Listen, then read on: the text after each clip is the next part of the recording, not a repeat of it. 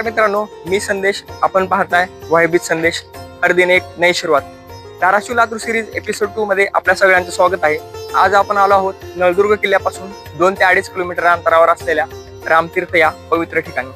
याच ठिकाणी प्रभू श्रीरामांनी शिवलिंग स्थापना केली आहे आणि प्रभू श्रीरामांनी कुंड देखील निर्माण केले आहे. त्याच कुंडाला रामकुंड असे म्हणून ओळखले जाते.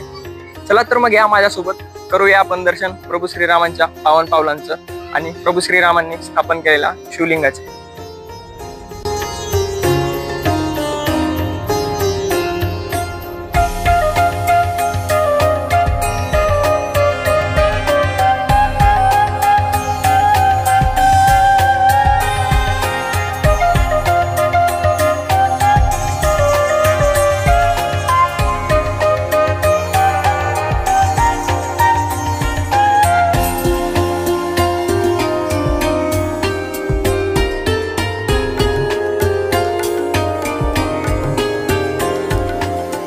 सर्वे सर्वे सर्वा जीवन मृत्यू दाता देता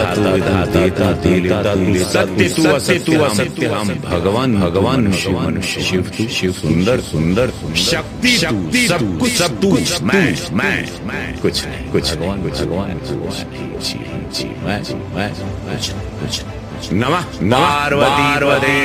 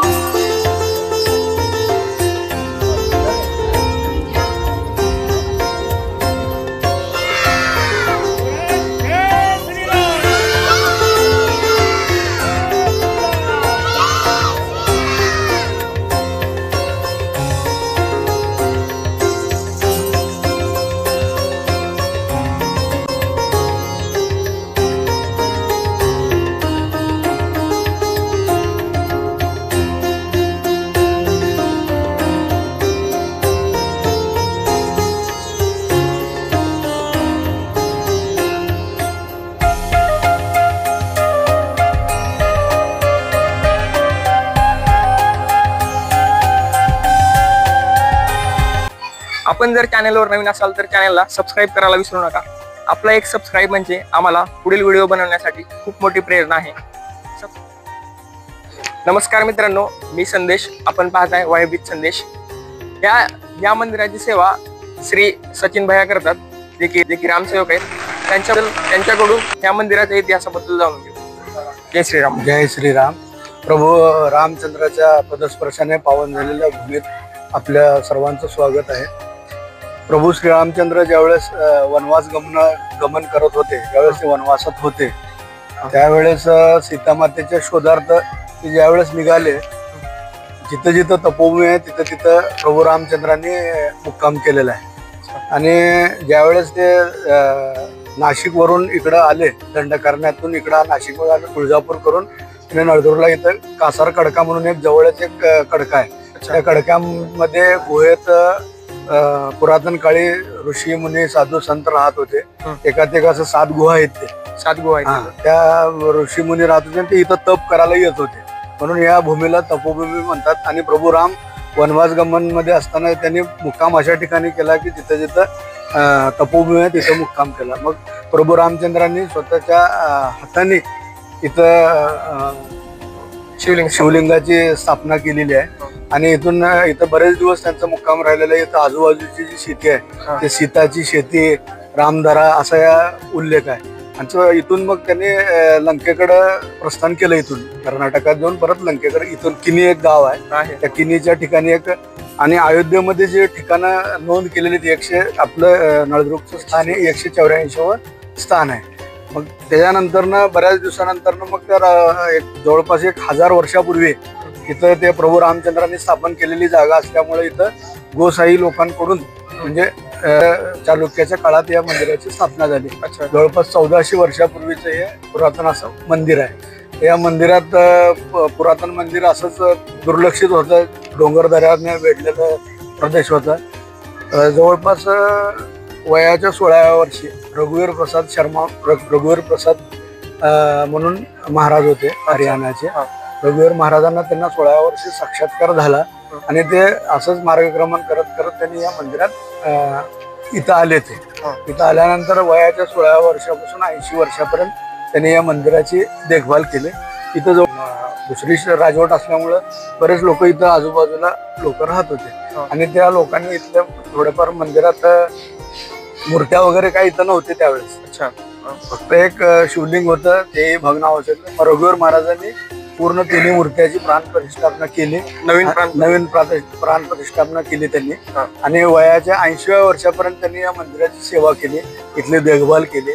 इथलं परिसरातलं जे काही अतिक्रमण वगैरे लोकांचं होतं ते काढून टाकलं त्यांनी. आणि गावातल्या लोकांच्या सहकार्यानं, हैदराबादच्या लोकांच्या सहकार्यानं, मुंबईच्या लोकांच्या सहकार्यानं त्यांनी त्या मंदिराचं जीर्णोद्धार सुरू केला रघुवीर महाराजांनी. रघुवीर महाराज ज्यावेळेस त्यांचं थकले त्यावेळेस त्यांनी विष्णू महाराज शर्मा हैदराबाद स्थितीत या मंदिराच्या आत्ताचे जे महंत आहेत त्यांच्याकडून शब्द घेतला की या मंदिराची देखभाल करावं. जवळपास 30 वर्षापासून विष्णू महाराज शर्मा या मंदिराची पूर्ण देखभाल, या मंदिराचा परिसर ते सगळ्याच जे काय असेल, पुजाऱ्यांचं मानधन, इथं चालणारा प्रसाद वगैरे जे काय असेल ते सगळं विष्णू महाराज शर्मा हे आजपर्यंत बघत आलेले. गावातल्या लोकांचं सहकार्य असतं, बऱ्याच गोष्टी असतात.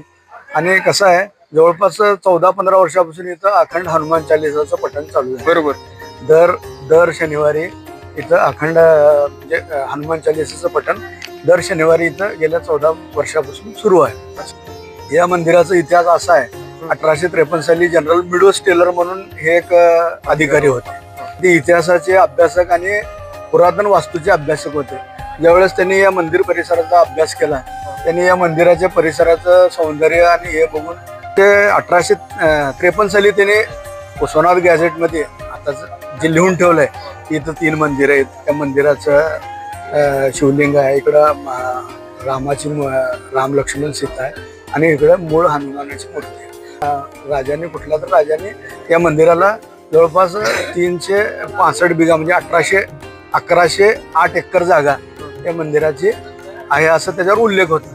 असं त्या जनरल मिडोस टेलरनी त्यांच्या गॅझेटमध्ये लिहून ठेवलेलं आहे. आणि त्यांनी या परिसराचा अभ्यास करून प्रति काश्मीरचा दर्जा ह्या पुरातन मंदिराला दिलेला आहे. बरोबर. आणि त्या गॅझेटला अनुसरून जे महाराष्ट्र शासनाने 1976 साली गॅझेट हा. लिहिलं त्यात सुद्धा आपल्या मंदिराचा जवळपास 9 पेजेस उल्लेख आहे. बरोबर.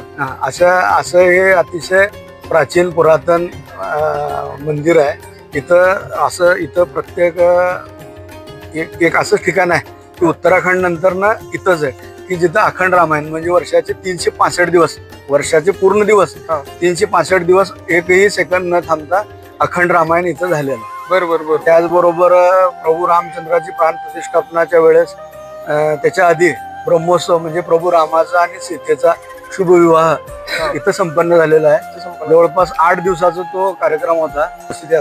असं वर्षभर विविध धार्मिक कार्यक्रम इथं होत असतात. म्हणजे असाच हा पुढं चालू आहे. आमदार जे होते माजी आमदार मधुकरराव चव्हाण यांनी या मंदिराला तीर्थक्षेत्राचा दर्जा क दर्जा मिळवून दिलेला आहे. त्याच्या माध्यमातून विविध विकास कामं त्यांच्याही माध्यमातून इथं झालेली आहेत. त्याचबरोबर प्रादेशिक पर्यटन संचालनालय संभाजीनगर त्यांच्या वतीने इथं कामं चालू आहेत. भविष्यात या मंदिराचं असं त्यांचं डेव्हलपमेंट करायचा विचार आहे की किल्ल्यात आलेला प्रत्येक पर्यटक इथे यावा आणि प्रभू रामचंद्राचं इथे एक स्थान आहे. आणि प्रभू रामचंद्र इथे एकदाच आलेले आहेत. ज्या वेळेस त्यांनी लंका दहन करून त्यांचं अयोध्येला गेले त्यावेळेस ते सहकुटुंब सहपरिवार परत इथं येऊन त्यांनी परत पुष्पविमानानं अयोध्येला परत गेले असं एक आख्यायिका आहे. त्याचबरोबर ज्यावेळेस प्रभू रामचंद्र इथं आले होते त्यावेळेस त्यांना पाण्याची कमतरता होती. त्यावेळेस त्यांनी स्वतः बाण मारून इथं कुंडाची निर्मिती केलेली आहे आणि ते रामकुंड म्हणून प्रचलित आहे. जवळपास 6 ते 7 फुटावर जिवंत झरा 1972च्या दुष्काळात सुद्धा तो झरा आटला नव्हता. आणि त्या कुंडातलंच पाणी आज आपण इथं मंदिरात सगळेजण वापरतो. बरोबर. प्रभू रामचंद्राच्या कृपेनं ते निर्माण झालेलं पाणी होतं आणि ते आज तागायत ती झरा चालू आहे. आणि मित्रांनो आपण आतमध्ये जाऊया. आतमध्ये हनुमानजींचं मंदिर आहे, प्रभू श्रीराम यांचं पण मंदिर आहे आणि महादेवांचं पण मंदिर आहे. त्या मंदिराबद्दल दादांकडून जाणून घेऊया. प्रभू रामचंद्राने स्वतःच्या हस्ते इथं शिवलिंगाची स्थापना केली होती. पण मूळ जे शिवलिंग होतं ते आक्रमकांनी खंडित केल्यामुळे इथं दुसरे लोक राहत होते, आक्रमक राहत होते. ते खंडित केल्यामुळे ते इथं वर आहे आणि इथं या जागी मूळ प्रभू श्रीरामाने इथं त्यांच्या हाताने शिवलिंगाची स्थापना केली, पूजा केली. आणि ज्यावेळेस त्यांना त्या पूजेसाठी पाणी लागणार होतं त्यावेळेस त्यांनी बाण मारून तिथं कुंडाची निर्मिती. हे पुरातन शिवलिंग आणि पुरातन जी प्रभू रामाचे पूजा करायच्या मूर्त्या होत्या ते इथं होते. ते खंडित झाल्यामुळं रघुवीर महाराजांनी स्वतःच्या हाताने इथं परत एकदा प्राण प्रतिष्ठापना केली. ते इथली मूळ जी मूर्ती होती ती मूर्ती सुद्धा इथं नसल्यामुळं त्यांनी हनुमानाची सुद्धा मूर्तीची प्राण प्रतिष्ठापना केली. प्रभू राम लक्ष्मण सीतेची ही सुंदर आणि सुबक मूर्ती. आणि ही बाजूला जी मूर्ती आहे ती उत्सव मूर्ती आहे. म्हणजे रामनवमीच्या वेळेस ज्यावेळेस पालखी प्रदक्षिणा नगर प्रदक्षिणा होते त्यावेळेस त्या मूर्त्या बाहेर आणून त्याचं पूजा अर्चा केली जाते. हनुमानाची मूर्ती पुरातन मूर्ती जी होती त्याच्यावर ताम्रपत्र होता. ह्या सगळ्या रघुवीर महाराजांनी स्वतः रघुवीर महाराजांचा फोटो. हे जे आहे हे रघुवीर महाराज आहेत. हे रघुवीर महाराज विष्णू महाराजांचे वडील. हे जे आहेत ते विष्णू महाराजांचे वडील आहेत. आणि आता सध्या जे आहेत ते विष्णू महाराज यांच्याकडून शब्द घेतला विष्णू महाराजाकडून व या मंदिराची जर देखभाल करत असेल तर मी माझा प्राणत्याग करतो. बरोबर. विष्णू महाराजांनी त्यांना विष्णू महाराज शर्मा जे हैदराबाद स्थित उद्योगपती आहेत या सध्या या मंदिराचे महंत आहेत. त्यांनी यांना शब्द दिला आणि आज तागायत ते या मंदिराची देखभाल करतात. प्रभू रामचंद्राने ज्यावेळेस इथं आले त्यांना ज्यावेळेस पूजा करत होते पाणी पाहिजे होतं त्यावेळेस त्यांनी बाण मारून इथं कुंडाची निर्मिती केली. जवळपास 6 ते 7 फुटावर ते कुंड जिवंत झरा आहे. 1972 कसल्याही दुष्काळात ते पाणी आटलं नाही. तर त्याची आख्यायिका बऱ्याच दिवसापासून येत आहे. गगनगिरी महाराज ज्यावेळेस इकडून येत होते त्यांच्या ठिकाणावरनं म्हणजे खोपोलीवरनं इकडं हैदराबादला जात होते त्यावेळेस त्यांना साक्षात्कार झाला. ते इथं आले आणि ह्या कुंडात त्यांनी जवळपास 1 रात्र आणि 1 दिवस तप केलं. बरोबर. आणि हे कुंड म्हणजे साक्षात गंगेचं रूप आहे असं त्यांनी म्हटलं. आणि आज तागायत त्या कुंडातलंच पाणी आपण वापरतो. ठिकाण आहे की तिथं पुरातन काळी ऋषी मुनी साधू संत त्या गुहेत राहत होते. असं एखादे तिथं गुहा आहेत 2-4 त्या गुहेत राहत होते आणि ते इथं तप करायला येत होते, म्हणून याला तपोभूमी म्हणतात. अच्छा. हे जे परिसर आहे ते नुसतंच मंदिर नाही, तर हे तपोभूमी सुद्धा आहे. तपोभूमी म्हणजे कसं की जिथं पुरातन काळी ऋषी मुनी साधू संत तिथं तप करत होते, तपस्या.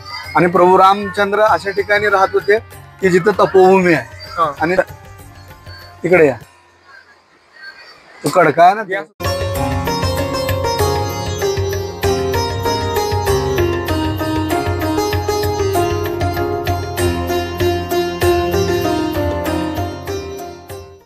सीतामाता ज्यावेळेस वनवासात म्हणजे नंतर ज्यावेळेस आले होते त्यांनी की वनवास गमन झाल्यानंतर ते अयोध्येला गेले.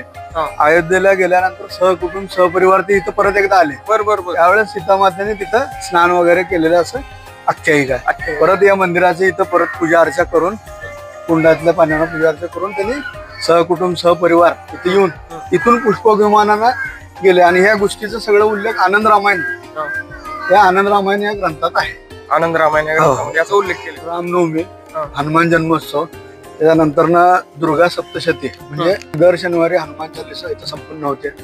आणि पर्यटन स्थळाचा दर्जा तर इथं मिळालेलाच आहे. आणि विष्णू महाराज शर्मा त्यांच्या मार्गदर्शनाखाली इथं वर्षभर जे काय धार्मिक कार्यक्रम इथं संपन्न होतात. आणि लोकांना असलं एवढं सुंदर ठिकाण या पूर्ण आपल्या जिल्ह्यात तर कुठं बघायला भेटणार. आणि ते विष्णू महाराजांचं सगळ्यांनी आम्ही सगळे गावकरी आणि सगळ्यांनी आभारच मानतो की बाबा या माणसानं तिथून 300 किलोमीटरवरून इथे येऊन इथं सगळे दर शनिवारी रविवारी दर आठवड्याला 8-15 दिवसाला ते इथे येतात. आणि त्यांनीच इथं पुजाऱ्याची वगैरे, हे पुजारी जे आहे ते मध्य प्रदेशचे. अच्छा. त्यांना इथं त्यांनीच आणून इथं पूजा अर्चा करायला ठेवलेलं. तिथं बाबूराव म्हणून मंदिराचे सेवक आहेत. 30-40 वर्षापासून ते इथं सेवा देतात. अच्छा. सगळं झाडाचं देखरेख हे जे काय असेल ते त्यांनी बघत असतात. बाबूराव राठोड म्हणून सेवक आहेत. आणि इथं हैदराबादचे, मध्य प्रदेशचे, अख्ख्या महाराष्ट्रातनं आणि अख्ख्या भारतातनं इथं लोक. कारण की प्रभू रामचंद्राच्या पदस्पर्शानं 2दा पावन झालेली ही भूमी. रामचंद्र वनवासात असताना सीतेच्या शोधार्थ ज्या रूटनं ते गेले त्या पूर्ण रूटचा अभ्यास इथं दिलेला आहे. आणि हा रूट असं इथून निघतं अयोध्येपासून असं इकडे निघत महाराष्ट्रातलं नाशिक मधून इथे हे धाराशिव, रामलिंगला सुद्धा आले होते. आणि त्यानंतर ना इथं नळदुर्गला त्यांनी मुक्काम केला. बरेच दिवस इथं मुक्काम केला. इथून पुढे त्यांचं प्रस्थान किनीला झालं. किनीतून कर्नाटकात गेले आणि कर्नाटकातनं परत केरळ, तामिळनाडू इकडं करत ते श्रीलंकेला गेले. असं. आणि हे नळदुर्ग किल्ल्यापासून 2 ते 2.5 किलोमीटर अंतरावर प्रभू श्रीरामांच्या पावन पावलांनी पावन झालेली भूमी आहे. त्यालाच रामतीर्थ या नावाने इथे ओळखले जाते. व रामतीर्थाच्या जस्ट बाजूला प्रभू श्रीरामांनी धनुष्यबाण मारून कुंड निर्माण केलेले आहे. या कुंडालाच रामकुंड असे म्हणून ओळखले जाते. रामकुंडातील पाण्याने मंदिरातील शिवलिंगाची पूजा केली जाते व हे पाणी पिण्यासाठीही योग्य आहे. आलेले भाविक भक्त या पाण्यानेच आपली तहान भागवतात.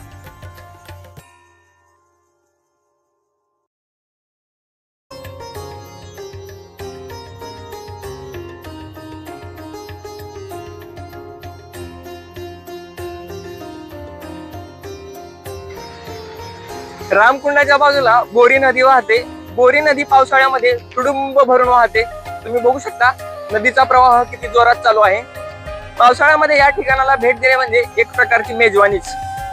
मित्रांनो, कसा वाटला व्हिडिओ कमेंट मध्ये नक्की सांगा. व्हिडिओला लाईक करा, आपल्या मित्रांसोबत शेअर करा. दाखवा आपल्या सगळ्या मित्रांना काय आहे आपला धाराशिव जिल्हा, काय आहे आपलं नळदुर्ग, काय आहे आपलं रामतीर्थ.